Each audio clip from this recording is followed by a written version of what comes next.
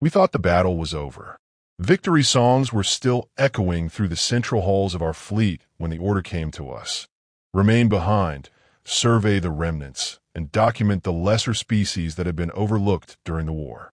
It was, in my opinion, a task fit for clerks, not officers. Yet, I was the one selected to lead the mission. The reasoning, I suspect, was political. When one rises too quickly in command, one's rivals find a way to bury you under dull assignments. So I accepted with as much grace as I could pretend, though internally I seethed. My crew, wide-eyed and eager, treated this as an honor. To them, it was discovery. To me, it was babysitting an infant civilization that had somehow avoided annihilation through obscurity. The humans, as they call themselves, inhabit a minor blue planet on the spiral's outer arm. Their oceans dominate its surface. Their land masses are clumsily divided by artificial lines they obsess over, and their cultures are built upon distractions I find incomprehensible. I had, of course, studied the data before arriving, and I assure you, I laughed.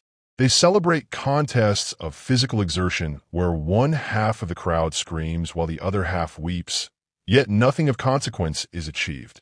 They consume endless streams of fabricated drama they label reality, though I fail to see what is real about it. And their nutritional intake is abominable. They place preserved meat inside bread, cover it in condiments, and call it staple. They even designed a device that rotates food in waves of energy, so they can ingest these monstrosities more quickly. My technician became fascinated by it. I reminded him that marveling at human contraptions is akin to praising a child for balancing on two legs. Nevertheless, I obeyed the mission parameters. We would capture a specimen for live study, document its behavior, and file a report demonstrating, once again, how laughably primitive these bipeds truly were. I insisted on subtlety. We would not descend upon their crowded cities, though the thought of paralyzing a stadium full of sports-frenzied mammals did amuse me. Instead, we searched the wilderness, where a lone human might be taken without spectacle. It took less than 2 rotations to locate our subject. He was found beside a riverbank, seated near a small, controlled fire. The flames licked upward into the night while he leaned back against a rock formation, as though he owned the land itself. His garments were coarse, patterned with flannel, an aesthetic we initially mistook for camouflage, but later realized was merely fashion. He appeared older than their warriors but younger than their elders, perhaps midway through his breeding prime. His equipment was modest: a tent, some tools, a battered metal container for heating water. Primitive. Delightfully so. He did not sense our presence until we dropped the paralysis veil over him. He stiffened, eyes widening only slightly, then froze. His breathing slowed. To my team, this was a sign of docility. To me, it was confirmation of irrelevance. At least the mission would proceed quickly. We carried him aboard without incident. His eyes tracked us as we moved, but that was to be expected. Prey often watches its captors. I cataloged his musculature. Average, slightly hardened from outdoor activity, but hardly remarkable. His hands bore calluses, his hair was trimmed short, his expression unreadable. My second officer whispered that perhaps he was some form of wanderer or exile, unfit for communal living. I agreed. Who else would be found alone in such a quiet place, tending a small fire like an animal seeking warmth? Certainly not a leader. Certainly not a threat.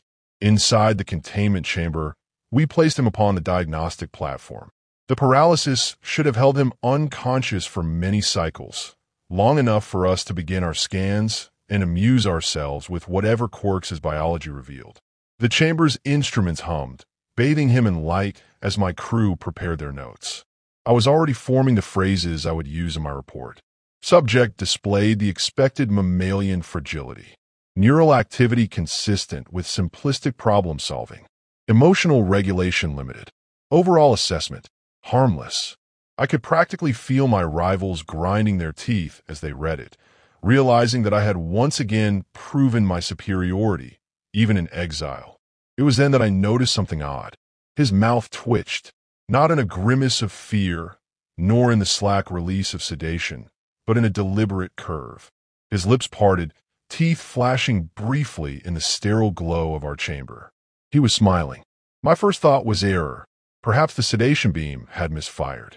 Perhaps his facial muscles were seizing randomly. But no, the expression lingered, calm, assured, as if he knew something we did not. I told myself it was meaningless, a reflex. Yet as we adjusted the scanners, his eyes fluttered open. He should not have woken. The paralysis field was calibrated for far stronger physiology. My technicians swore the settings were correct. But there he was, sitting up slowly, stretching his limbs as though roused from a nap rather than abducted across the stars. He did not scream. He did not thrash. He did not beg. Instead, he tilted his head, studying us with unnerving tranquility. Then he spoke. The translator had been primed for their crude language, so his words arrived in our minds clear, though tinged with an accent I found strange. So, he said, "You're the leader, you're the tech guy, and you must be the intern." He nodded at each of us in turn. My crew glanced toward me, unsettled. I straightened, drawing myself to full height, and informed him that he was a guest aboard a vessel of immeasurable power, under observation by superior intelligence. He only smiled wider. It was infuriating. His demeanor contradicted everything we expected. I pressed him for a reaction, any sign of fear. He merely crossed his arms, relaxed against the platform, and remarked that the view during our ascent had been spectacular. My technicians exchanged confused looks. He should not have been conscious during transport. He should not have been aware at all. Yet he described the curve of his planet, the thinning of the atmosphere, the glimmer of the stars. He described us. In that moment, I dismissed the unease clawing at my thoughts. Protocol demanded composure. He was, after all, only human. They were creatures of distraction and gluttony, fueled by cheap entertainment and microwave burritos. A single anomaly could not undo centuries of evidence. And yet, as his calm gaze fixed upon me, I felt an unfamiliar sensation creeping along my spine. Not fear, not yet, but something uncomfortably close to doubt. I ended the session with authority, instructing my team to continue the diagnostics and record every detail. My report, I insisted, would still demonstrate humanity's insignificance. Still, as I turned away, I could not shake the image of his smile, sharp, knowing, out of place. For the first time in many cycles, I wondered if perhaps our assumptions about this species were not as secure as we believed.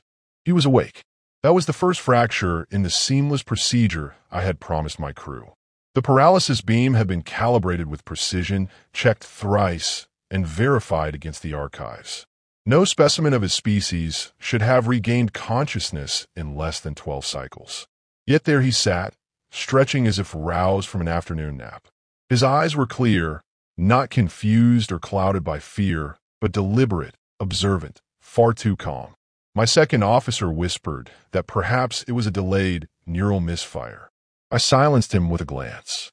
I refused to allow incompetence to be mistaken for insight. Still, I felt the air shift, as though the chamber itself understood something had gone awry. The human studied us one by one. He tilted his head, eyes narrowing slightly in concentration. Then he spoke, his tone level, conversational, maddeningly casual. "You're the leader," he said, his gaze fixed on me. "You're the tech," he continued, nodding toward my engineer. "And you must be the intern." He pointed to our youngest officer, who recoiled in confusion. My crew stiffened. I straightened my posture and prepared to reassert control, but I admit the accuracy of his guess unsettled me. Our roles were not written anywhere, not spoken aloud. He should not have known. He could not have known. I announced, with the clarity of authority, that he was aboard a vessel far beyond his comprehension, that he was under examination by a civilization so advanced that his very existence was a study in obsolescence. It was a speech I had delivered before, a ritual of hierarchy. Yet when I finished, he did not bow his head in awe. He smiled, as though humored, as though I were an actor reciting lines from a play he had already seen. He leaned back against the diagnostic frame, utterly at ease, and said, "The view of Earth was incredible, by the way." Stars look sharper without the atmosphere. My technician froze. That statement was impossible. The subject should have been unconscious during transport, locked in stasis.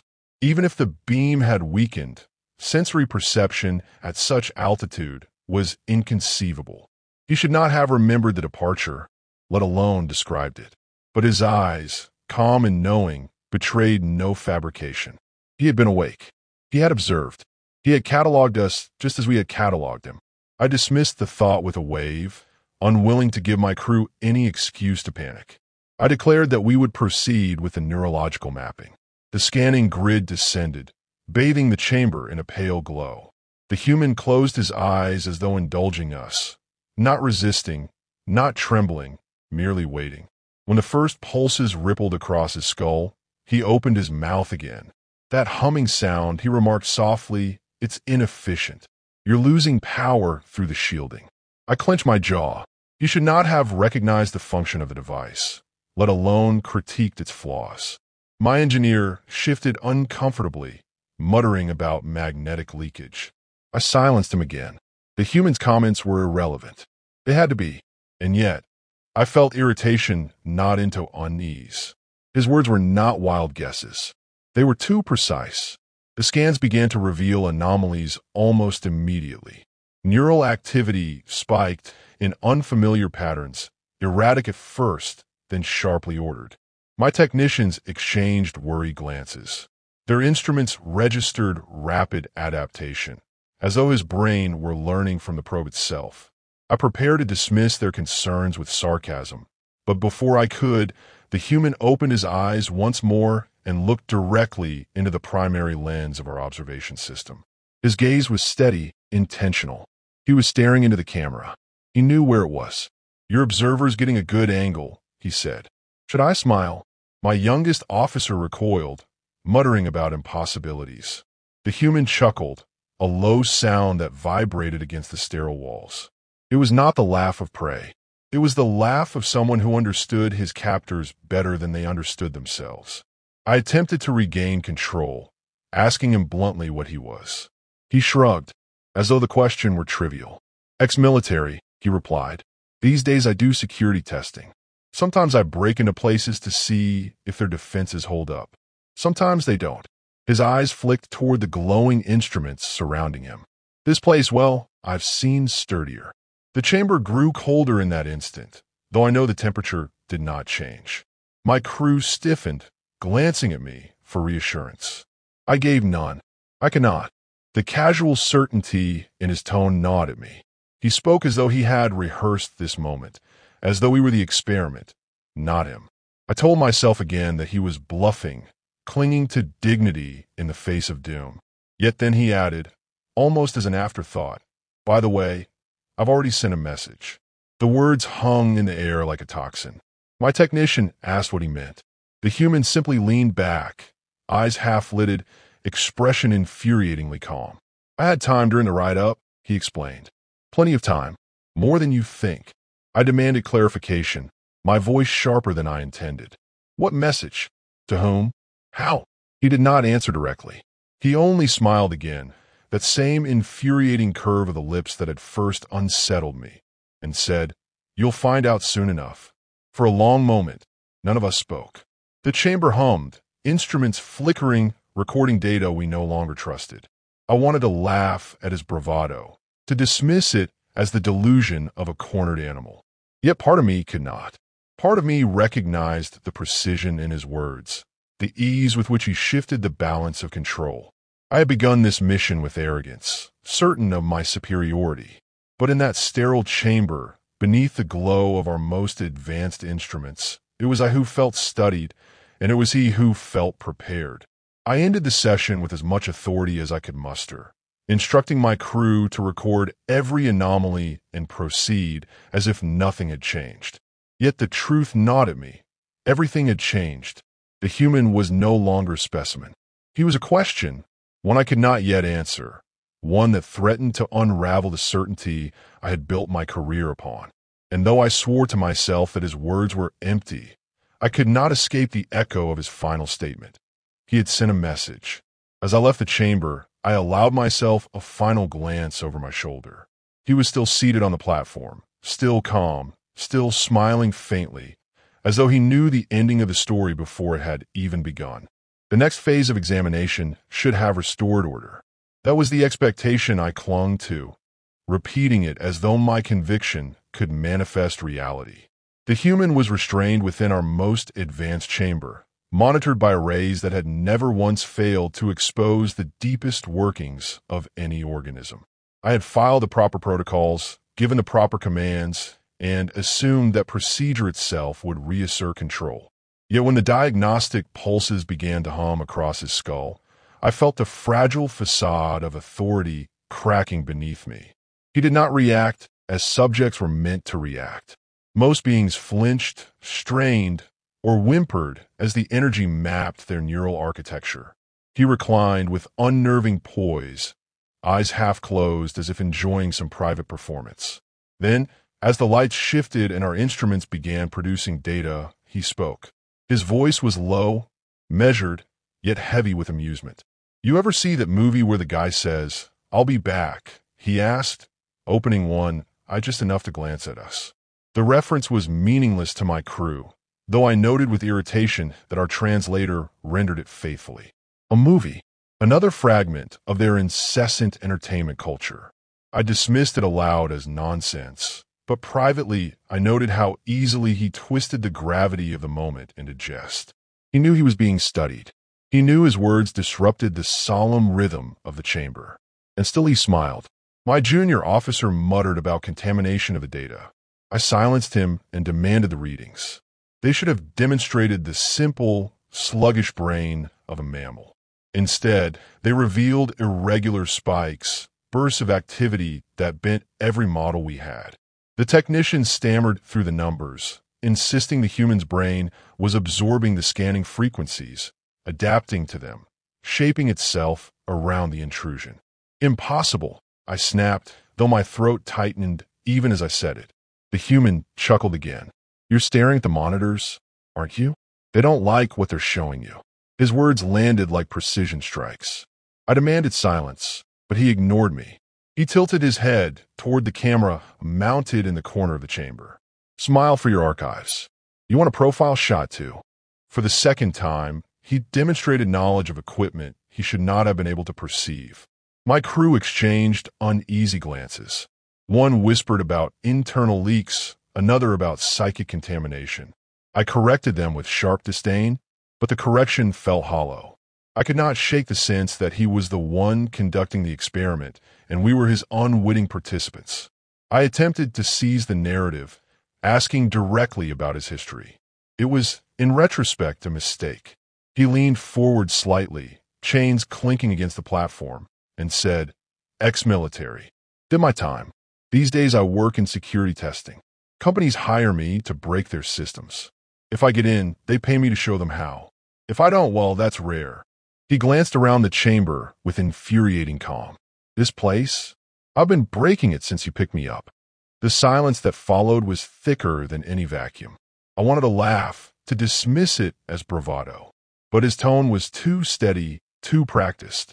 My crew stared at me, awaiting orders. I gave none. My mind had snagged on his final sentence. "Breaking it since we picked him up. How? When?" As though hearing my thoughts, he smiled again. "That paralysis beam you used? Interesting tech. Strong field, broad spectrum. But while you were mapping me, I was mapping you." My technician dropped his stylus. The clatter echoed, an absurdly loud punctuation in the sterile chamber. I demanded an explanation. The human only shrugged. "Systems talk. Signals leak. You'd be surprised what you can pick up if you're paying attention." And I pay attention. I wanted to call his bluff. I wanted to brand him a liar. But then he added, almost conversationally, "By the way, I told you earlier, I sent a message." That wasn't a joke. The words pressed against my chest with a weight I could not dismiss. One of my officers barked that he was lying, but the tremor in his voice betrayed disbelief. I turned back to the monitors, hoping for some distraction, some shred of normality in the readings. Instead, I found the patterns had grown stranger. His brain waves were no longer erratic. They were ordered, purposeful, almost strategic. The human leaned back again, as if to emphasize how little the restraint meant. You know, he said lightly, when people underestimate you, it's not always a bad thing. Gives you time to prepare, to watch, to learn. His eyes met mine, steady, unblinking, and we've been watching a long time. The word "we" froze me. My throat tightened as I asked who he meant. He didn't answer directly. Instead, he began listing small details: orbital paths, satellite arrays, transmission relays, each described with casual accuracy. My crew paled as the truth seeped in. This was not a lone primitive camper dragged from his fire. This was something else. Someone else. Still, I clung to my pride. I told myself he was bluffing, fabricating, weaving fantasy to unnerve us. But then he said, "Do you really think Florida Man was a mistake? That was a field test." The translator stuttered on the term. My crew looked to me for clarity. I had none. Only the faintest whisper from the archives, occasional reports of chaotic human behavior, dismissed as anomalies. And yet, the glint in his eye suggested otherwise. I muttered that it was irrelevant, an outlier. He shook his head slowly, pityingly, as if I were a child. When the session ended, I dismissed the crew, insisting we had all the data we required. But I lingered behind, watching the human as the lights dimmed. He closed his eyes and rested his head against the platform as though he were in control of the chamber, not I. My arrogance compelled me to believe I still commanded the situation. Yet in the hollow quiet, I felt the fragile grip of superiority slipping. For the first time, I understood the conflict was not physical. It was psychological. He was dismantling us piece by piece, word by word, smile by smile. And the terrifying part was how effortlessly he did it, as though he had been preparing all his life for this very moment. When I finally left the chamber, I carried with me a truth I refused to speak aloud. The human was no subject. He was the storm approaching, silent and deliberate, and we were the ones trapped in its path. The ship should have been silent, steady, obedient to my command. Instead, the first tremor came like a whisper in the circuitry, a flicker in the lights that none of us wished to acknowledge. I told myself it was an ordinary fluctuation, a trivial spark in a vast machinery. But then the hum of the engines faltered for half a heartbeat, and I knew. The human smile had not been bravado. It had been prophecy. He sat chained to the diagnostic platform, posture relaxed, as if he were in a chair of his own choosing. The alarms had not yet sounded, but his eyes gleamed with quiet recognition. "Told you," he murmured, voice calm against the faint quiver of the deck beneath us. "Your systems are chatty. They talk to anyone who listens." My second officer barked at the crew to stabilize the grid. They rushed between consoles, hands trembling as they recalibrated panels that had never failed before. The readings jumped erratically, red glyphs spilling across screens like blood. None of it made sense. None of it should have been possible. I demanded answers, but the only response was more panic, more noise, more doubt. And through it all, the human sat, unflinching, the still point in a storm we could not yet see. The power dipped again. This time a gravity faltered. My crew staggered, catching themselves against the rails as the chamber tilted by a fraction of a degree. The emergency lights stuttered, bathing the room in intermittent scarlet pulses. My technician swore under his breath. The human tilted his head, amused. "You should really update your firewalls," he said. I snapped at him to be silent, though my voice cracked, betraying the tremor in my chest. He only smiled, as if my authority had become irrelevant. Perhaps it had. The platform restraints beeped in protest, failing to read his biometrics properly. The monitoring lens blinked twice and then went dark, cut off from our feed. I shouted for my engineer to restore the link, but he only shook his head, pale with confusion.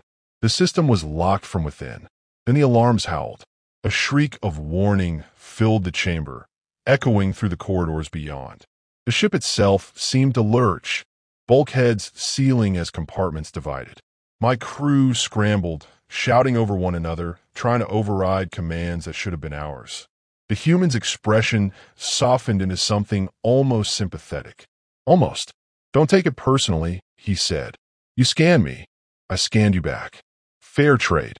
One of my officers accused him of bluffing, of triggering a simple malfunction. But the words died in his throat as the chamber door hissed shut and sealed us inside. The lock was our design, but it no longer obeyed us. It obeyed him. I approached him then, determined to tear the truth from his lips, though what I truly wanted was reassurance that I still held some fragment of power. He looked up at me without fear. "We let you think we were weak," he said softly, the words threading through the wail of the sirens. "We let you watch us stumble. We let you laugh. But all the while we watched back." The floor vibrated beneath us. My technicians reported cascading shutdowns. Propulsion offline, communication scrambled, weapons array isolated. Each word landed like a blade, cutting through the pride I had so carefully cultivated. I tried to rally them, insisting this was temporary, a glitch, sabotaged by some hidden traitor. Yet deep down I knew the truth. He was the traitor, not to his species but to my illusions. He had inverted the battlefield without lifting a weapon. The lights steadied suddenly, but the calm was worse than the chaos. My console flickered once and displayed a series of orbital patterns I did not recognize. Cloaked satellites, hidden arrays, signals we had never detected. The human leaned forward, his voice barely above a whisper, yet it carried the weight of revelation. "You thought Earth was defenseless. You thought we hadn't seen you coming. But we've had eyes in the dark for a long time." My crew recoiled as the data poured across the screens. Undeniable, irrefutable. He was not bluffing. He was demonstrating. The networks, the monitors, the hidden guardians of his world. They had been waiting, concealed beneath a veil of incompetence. I wanted to scream, to demand why, but the answer was etched into his calm gaze. They had chosen to appear primitive because it was the most effective camouflage. One of my officers whispered, Florida man, as if invoking a myth. The human smiled faintly. "You thought he was an accident. He wasn't. He was a test case. Proof of concept. Chaos as a weapon." The alarms ceased. Silence settled like dust. The human exhaled slowly, leaning back against the restraints that now looked more symbolic than functional. "You know," he said, "we didn't win wars by outgunning our enemies.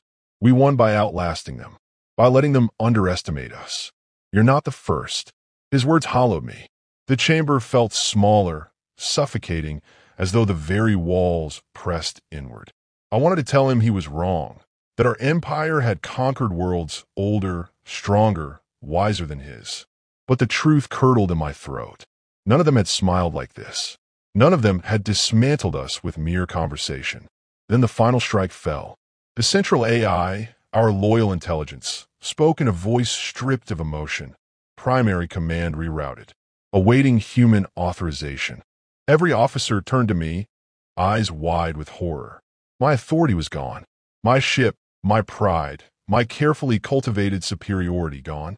He closed his eyes, not gloating, not triumphant, but calm, steady, inevitable. "It's over," he murmured. Not with fire, not with blood, just with silence, patience, and duct tape. The last phrase was meaningless to us, yet it chilled me more than any threat could. I felt something unfamiliar then, something I had not known since my earliest cadet years, fear. Not of pain, not of death, but of irrelevance. Of realizing that the war we thought finished had never truly begun, because the enemy we dismissed had only just revealed itself. When the chamber finally unlocked, my crew did not move. They looked to me for orders I could not give. My words had withered. My pride had collapsed. All I could do was watch as the human sat there, composed, a quiet storm cloaked in the body of a primitive mammal. And so I end this account not with arrogance, but with humility. We thought the battle was over, but perhaps it was only the prologue. Humanity's shock troops had entered the field, not soldiers with guns, but minds sharpened by secrecy and patience. They had prepared while we had laughed. They had advanced while we had dismissed. And when they arrived, they did not announce themselves with trumpets of war. They arrived with a smile.